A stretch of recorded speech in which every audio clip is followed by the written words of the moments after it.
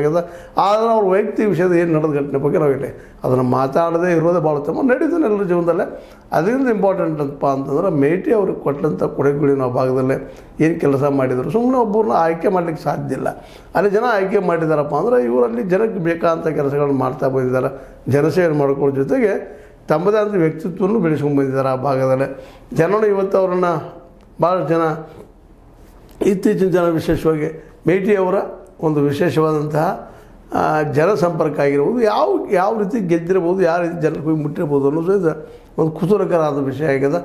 ಏನೂ ಇರಲಿ, ಅವರ ಬಗ್ಗೆ, ಅವರ ವಿಷಯದ ಬಗ್ಗೆ, ಅವರ ಬದುಕಿನ ಬಗ್ಗೆ ನಾವು ಕೇವಲ ದೋಷಗಳನ್ನ ಹುಡುಕಿ ಮಾತಾಡೋಕ್ಕಿಂತಲೂ ಇನ್ನೂ ಏನೇನು ಮಾಡಲಿಕ್ಕೆ ಸಾಧ್ಯತೆ ಅವರು ಅನ್ನುವಂಥದ್ದು ಒಂದು ಅಸಮಾಧಾನ ಇದ್ದರೂ ಸಹಿತ ಅವ್ರು ಮಾಡಿದಂಥ ಕೆಲಸಗಳು ಆ ಭಾಗದಲ್ಲೇ ಜನರಿಗೆ ಸ್ಪಂದಿಸಿದ್ರಿಂದಾಗಿ ಅವರು ಜನರ ಮೂಲಕ ಆಯ್ಕೆ ಆಗ್ತಾ ಬಂದಿದ್ದು ಸಹಿತ ಅಷ್ಟ ಸತ್ಯ ಅಂತ ಹೇಳಬೇಕಾಗ್ಯದ.